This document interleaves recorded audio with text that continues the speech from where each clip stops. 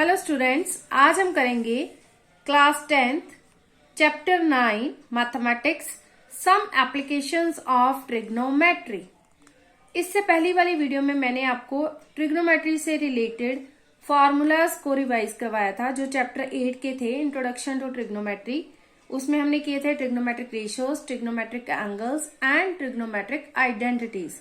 इन सबको रिवाइज कराना जरूरी था क्योंकि उनको रिवाइज करके हम इस चैप्टर में, जो न्यू चैप्टर हमने स्टार्ट करना है ट्रिग्नोमेट्री का, उससे रिलेटेड जो सम्स हैं उनको सॉल्व करने में उन फॉर्मूलेज की हम हेल्प लेंगे। तो इस चैप्टर में, chapter number 9 some applications of trigonometry में सबसे पहले हमें क्या क्या पता होना चाहिए उसको हम थोड़ा सा अंडरस्टैंड करेंगे। तो हम एक एग्जाम्पल लेंगे जो आपकी बुक में दी हुई है। मैं सेम आपकी बुक से एग्जाम्पल ले रही हूं ताकि आपको आसानी हो समझने में। आप बुक की एग्जाम्पल भी साथ में बुक को खोल सकते हो, एग्जाम्पल देख सकते हो। इसमें हम कोई भी टावर ले सकते हैं, कोई मीनार ले सकते हैं, कुछ भी, कोई बिल्डिंग लिख सकते हैं। और इस ट्रिग्नोमेट्री चैप्टर में हमें सबसे पहले क्या क्या पता होना चाहिए? हमें पता होना चाहिए angle of elevation of angle of depression and line of site क्या होते हैं, ये हम कैसे पता करेंगे, ये क्या चीज होती है। तो इसके लिए मैं एक एग्जांपल ले रही हूं। ये एक मीनार है, आप टावर ले सकते हो, कोई बिल्डिंग ले सकते हो। जो टावर और बिल्डिंग है वो क्या है कि वो एक ग्राउंड पे क्या होता है, फिक्स होगा, नीचे तक फिक्स होगा। हम ले लेंगे कि ये ई और जो डी पॉइंट है, यहाँ पे कोई मीनार को फिक्स किया गया है, नीचे लाइन पे बेस है, ये यहाँ पे मीनार को फिक्स किया गया है। और यहाँ पे कोई ई पॉइंट पे पर्सन खड़ा है, कोई भी पर्सन खड़ा है जो कि अपनी आई से टावर और मीनार या बिल्डिंग के ऊपर कोई चीज जो पड़ी हुई है या कोई पर्सन खड़ा है उसको वो देख रहा है। तो यहाँ पे क्या होगा कि अगर वो ई पॉइंट पे खड़ा होगा पर्सन, तो ए पॉइंट पर उसकी आई होगी, जो आई से वो सी कर रहा है ऊपर तक, सी पॉइंट तक। सी पॉइंट पर कोई भी चीज है, कोई पक्षी है, कोई पर्सन खड़ा है, उसको देख रहा है, उससे बात कर रहा है। तो यहां से हो गया point where he seeing the object on the मीनार एट पॉइंट सी। ये हो गई हमारी, this is a line of sight. Point A, from point A to point C, from eye of a person to the object. ये जो line draw होगी, this is a line drawn from the eye of a person to the object, this is a line of sight. line of sight means जो हम देख रहे हैं, जिस line से हम देख रहे हैं, यहाँ पे हम A से E C पॉइंट तक देख रहे हैं, तो this is a line of sight. और जो एंगल इस लाइन ऑफ साइट के साथ बनेगा हॉरिजॉन्टल लेवल से, हॉरिजॉन्टल लेवल जहां पे उसकी आई से वो ऊपर देख रहा है और सामने की तरफ जो लाइन ड्रॉ हो रही है हॉरिजॉन्टल, उसकी आई के साथ हॉरिजॉन्टल लाइन जो ड्रॉ होगी वो हो गई हमारी, जो एंगल बनाएगी लाइन ऑफ साइट के साथ, that is the angle of elevation. Angle of elevation is the angle between the line of sight and horizontal level from where the person is seeing the object. तो ये तो बात हो गई हमारी angle of elevation और line of sight की। अब हम इसको एक और एग्जाम्पल के साथ क्लियर करेंगे कि ये क्या होता है angle of elevation. Angle of elevation को क्लियर करते हैं। Suppose there is a person standing on a ground, this is a ground.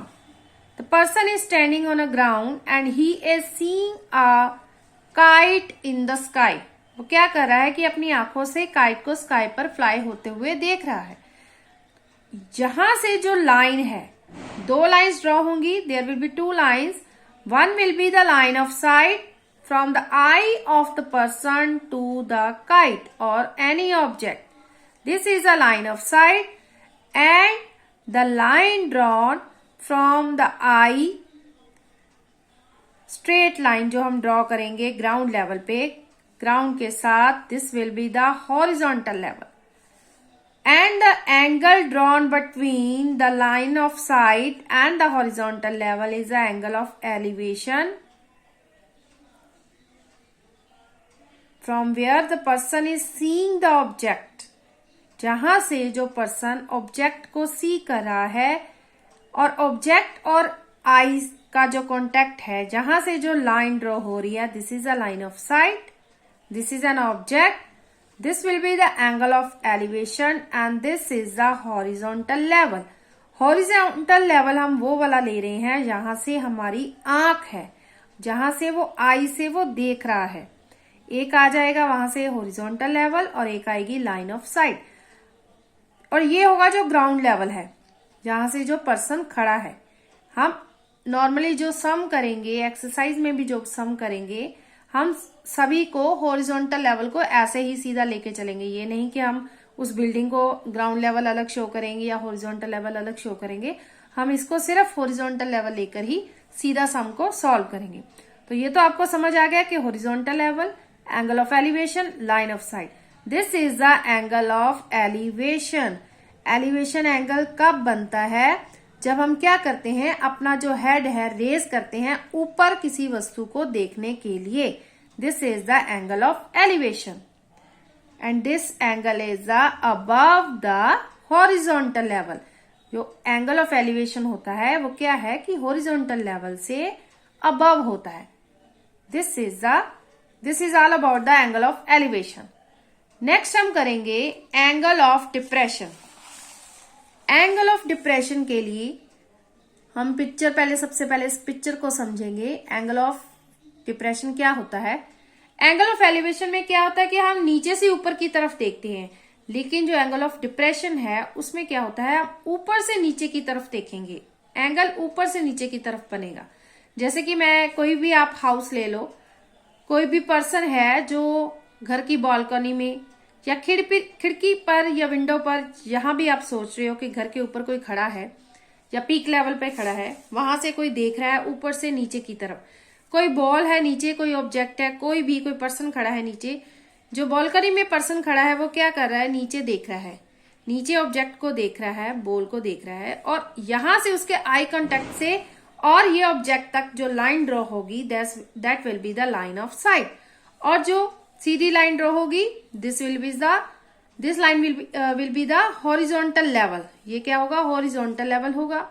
इसको हम बेस ले लेते हैं सम को सॉल्व करने में, ठीक है।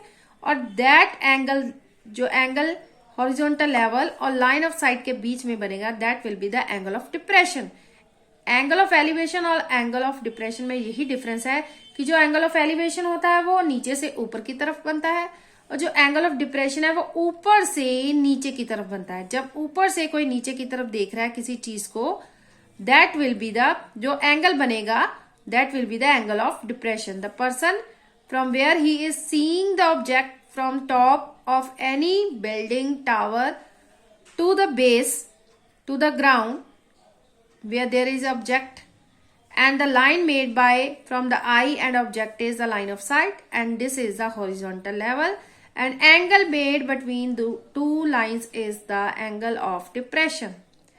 अब आपको क्लियर होगा एंगल ऑफ डिप्रेशन क्या होता है, एंगल ऑफ एलिवेशन क्या होता है। जो एंगल ऑफ डिप्रेशन है वो हमेशा ही ऊपर से नीचे की तरफ बनेगा, and this will be below the horizontal level.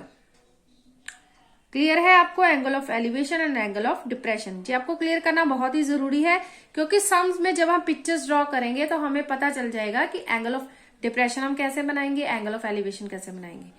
तो नेक्स्ट हम 2-3 जो इसकी डेफिनेशन है वो समझ लेंगे क्या होती हैं। पहले है line of site. Line of site क्या है? The line of site is the line drawn from the eye of an observer, from an eye of an observer to the point in the object viewed by the observer. From the eye of an observer to the point where the object is placed. That is the line of sight. Same ऐसे ही angle of elevation में भी वही definition आएगी। Next है the angle of elevation. What is the angle of elevation? The angle of elevation of an object viewed is the angle formed by the line of sight with the horizontal when it is above the horizontal level. That is the case when we raise our head to look at the object. When we raise our head to look at the object, जब हम नीचे से ऊपर की देखने के लिए अपना सिर को ऊपर करते हैं, हेड को ऊपर करते हैं, तो जो हम एंगल बनाते हैं which is above the horizontal level, उस एंगल को क्या हम बोलते हैं, angle of elevation. And last is the angle of depression. The angle of object viewed is the angle formed by the line of sight with the horizontal when it is below the horizontal level. That is the case when we lower our head to look at the object. When we lower our object, ऊपर से नीचे की तरफ देखने के लिए हमको अपना सिर नीचे की तरफ करना पड़ेगा, तो हम अपना हेड जो लोअर करेंगे, नीचे की तरफ करेंगे ऑब्जेक्ट को देखने के लिए, और जो एंगल बनाएंगे, angle which is below the horizontal level, that is the angle of depression. तो स्टूडेंट्स, आपको आज क्लियर हो गया होगा कि what is the angle of elevation, what is the angle of depression and what is the line of site. अगर आपको ये क्लियर होगा तो कल हम न्यू एक्सरसाइज, इसी चैप्टर की एक्सरसाइज 9.1 स्टार्ट करेंगे और उसके सम्स को क्लियर करेंगे। और अगर आपको मेरी वीडियोस अच्छी लगे तो प्लीज इसको लाइक, शेयर एंड मेरे चैनल को सब्सक्राइब जरूर करना। Thank you so much.